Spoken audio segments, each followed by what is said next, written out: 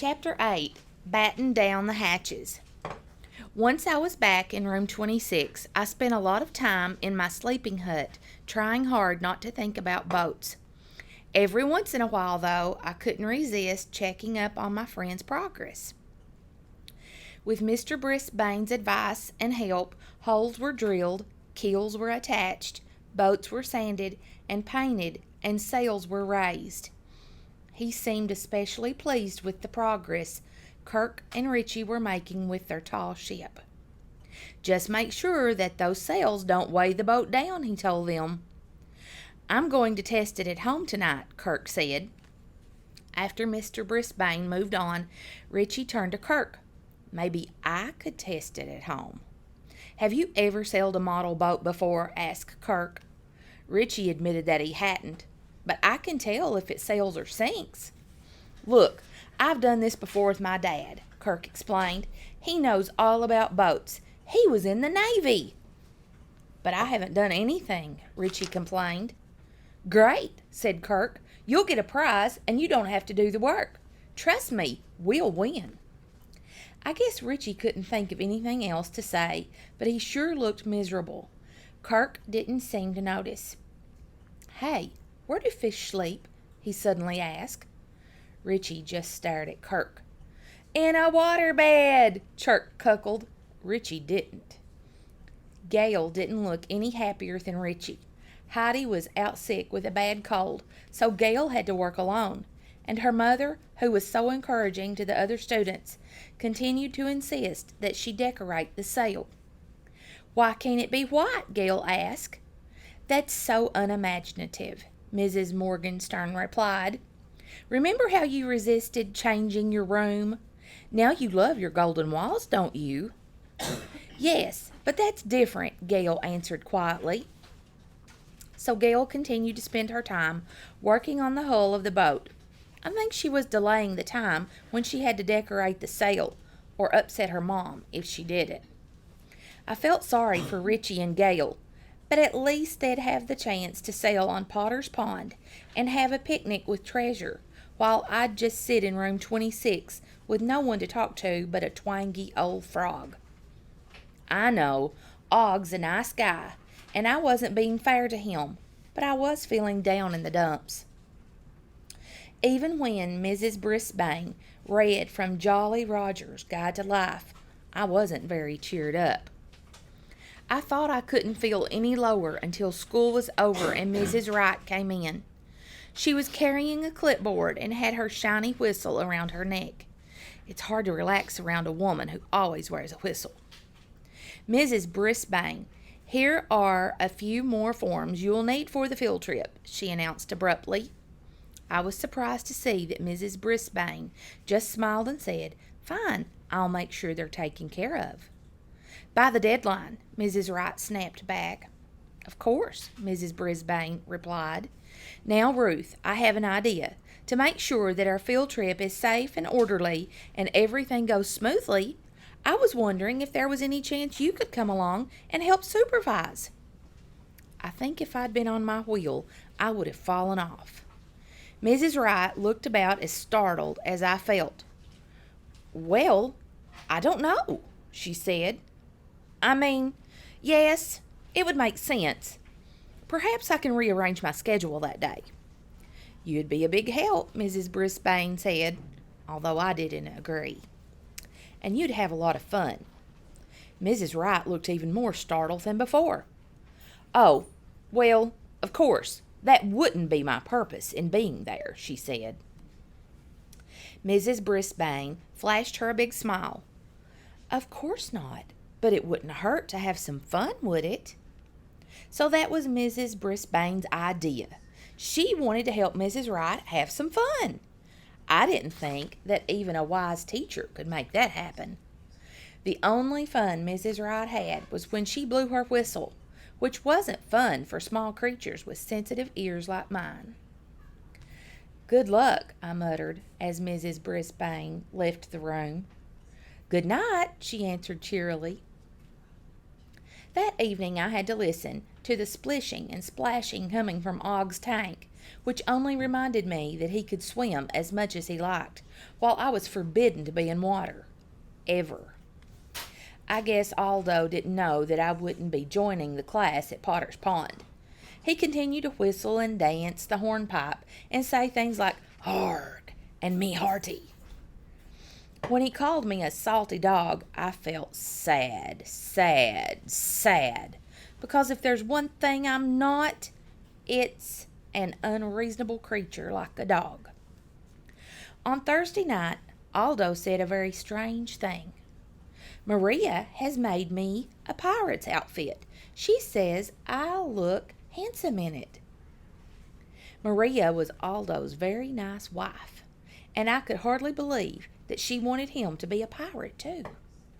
I tell ye, me buccos, this pirate life agrees with me, he added. Then he pushed his cleaning trolley out of room 26, turned off the light, and closed the door. Og, I squeaked. I could hear the faint splashing of water.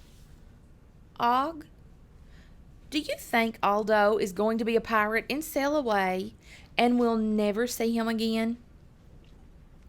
Boing, boing, boing, boing, Og responded in a very alarming way.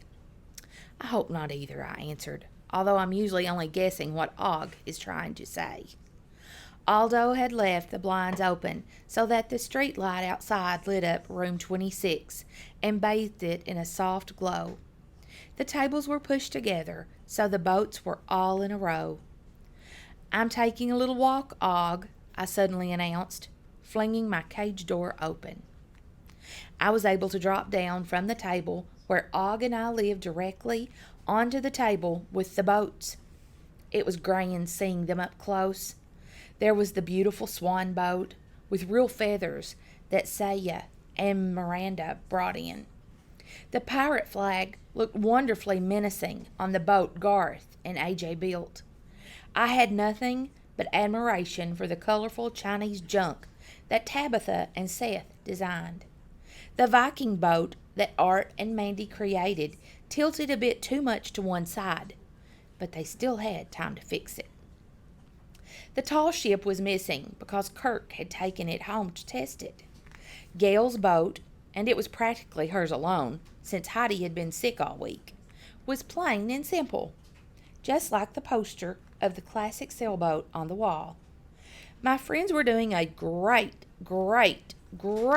job, and in spite of my own disappointment, I was proud of them. But I suddenly remembered the boat I'd sketched in my notebook, the SS Golden Hamster, with its impressive hamster flag. None of my friends had even thought of a flag, except the pirate flag on Garth and AJ's boat. I looked around at the piles of art supplies in front of me and picked out a lovely triangle of aluminum foil and a toothpick. I carefully inserted the toothpick in the foil, and what do you know? It looked just like a silvery flag on a flagpole. I planted it right in front of Gail's boat, sticking it in a mound of modeling clay. It was a way to make my mark and congratulate my friends on their good work, even though they'd never know whose flag it was. After all, it wasn't their fault. I'd be a landlubber forever. There's always plenty of time to think after Aldo leaves, and that night I couldn't help thinking about Kirk and how he was treating Richie. I'd never seen him act that way before. Everybody in room 26 wanted to win the prize for the race, but my other friends weren't acting like Kirk. What had gotten into him? Then I started to think about the weekend I'd spent not long ago at Kirk's house. It was a fun place to stay because Kirk's family is nice to visiting hamsters, and they all like to laugh like Kirk does. He has a mom, a dad, an older sister, Chrissy, and an older brother, Kevin. Kirk and Kevin shared a room. They had matching beds, matching lamps, and matching desks. Over each desk was a shelf. On Kirk's shelf there was a dictionary, a globe, 5 joke books, and a red ribbon tacked to the edge. On Kevin's shelf, there were 3 silver trophies, 4 gold trophies, 4 plaques, and a row of red, blue, and gold ribbons. There must have been at least 10 of them. I didn't pay much attention to the difference between the shelves until Kirk pointed it out that Saturday afternoon. He and I were alone in his room. Kevin was out running track, which according to Kirk is a lot like spinning on my wheel, except you run in a circle on the ground. "See all those trophies and ribbons, Humphrey?" Kirk asked me. "Those are Kevin's awards for sports. He's great at all sports: basketball, soccer, track, swimming. Look at them all," he said. "Pretty amazing, aren't they?" Yes, yes, yes, I squeaked. I must admit, I was impressed. Kirk pointed to the lone ribbon on his shelf. "That's the only award I ever got for honorable mention in the talent show last year. I did a comic routine. I should have gotten a gold." Since I hadn't been around for the talent show and wasn't even sure what it was, I didn't comment. "You should see my sister's room," Kirk continued. "I'd show it to you, but she doesn't let me in there. Anyway, she has 2 shelves of awards for good grades, and the debating team. That's where people get points for arguing, and drama competitions, and speech contests, and I don't know, every time Chrissy opens her mouth, she gets an award." I was still thinking about debating. I don't like arguments one bit, but humans get awards for them. Kirk flopped down on the bed. "Dad always says I'd better get busy if I'm going to fill up my shelf. Then he says he's just kidding, but I'm not sure. It's just, well, I'm good at being funny, but they don't give awards for that." I got an award once for my Halloween costume, but Kirk seemed so upset I didn't think it was a good time to mention it. Suddenly Kirk sat up. "Hey, Humphrey, did you hear about the scarecrow who got the big award?" "For being outstanding in his field," he laughed loudly. "Get it? See? A scarecrow stands in a field? Outstanding in his field." "Unsqueakably funny," I said, though I was exaggerating a little. "I've got 1,000,000 of them," Kirk said. "Did you hear the story about the spaceship? It was out of this world." He chuckled again, and so did I. Kirk jumped up and stood close to my cage. "Here's one for you, Humphrey. What did the hamster say when he broke his leg?" "Quick, call a ambulance." A ambulance! Now that was funny. I hopped on my wheel to show Kirk the joke made me happy. If I'd had a gold ribbon, I would have given it to him. Like I said, it was quiet in room 26. Og never squeaks up, much less tells a joke. "Og, did you hear the one about the boy who wanted a prize so badly he'd even hurt his best friend's feelings to win it?" I asked my neighbor. Og didn't laugh, but that was okay. The situation wasn't one bit funny, and I didn't have any idea how to make things better between Kirk and Richie. It didn't take long for Gail to notice the flag the next morning. Heidi was back too, and she asked who had made it. When the girls asked around, no one knew anything about it, except me, but nobody asked. When Mrs. Morgenstern came over to check on their progress, she asked Gail how she had decided to decorate the sail. "Mom, could I make a flag instead?" she asked. "Fabulous idea," Mrs. Morgenstern replied. "I love it." She seemed pleased, and so did Gail, who went right to work. First, she studied nautical flags in one of Mrs. Brisbane's books. It turns out there's a whole language for flags. Boats raise them to send messages to shore or to other boats. Then Gail designed her own series of flags with brightly colored stripes and patterns. I was happy I'd been able to inspire her again. Mr. Brisbane helped her string them along the side of the mast. Mrs. Morgenstern loved them, And best of all, Gale did too. It was a fine boat.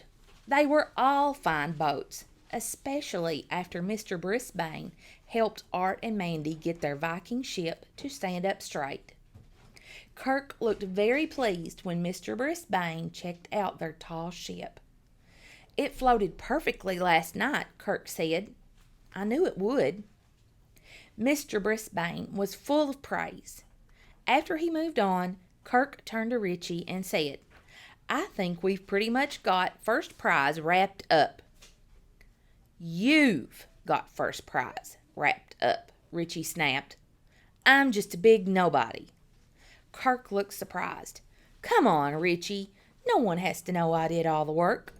You'll look like a winner." "But I won't feel like one." Richie quickly got up and sharpened about 1,000,000 pencils. After a while, Mrs. Brisbane noticed and went over to talk to him. "Is everything okay?" she asked. "I guess," he answered. She tried to get more information out of him, but he just kept sharpening pencils. So she wandered over to Kirk and asked him if everything was all right. "Yeah, the boat's fantastic. Look," he answered. "I mean between you and Richie," Mrs. Brisbane said. "Sure, we make a great team," Kirk said. He sounded as if he meant it. "Does Kirk really think Richie doesn't mind being left out?" I squeaked to Og. "Boing," Og answered. He didn't sound very enthusiastic. "Keep an eye on your enemies, me hearties. There may be mutiny a-brewing." From Jolly Roger's Guide to Life by I.C. Waters.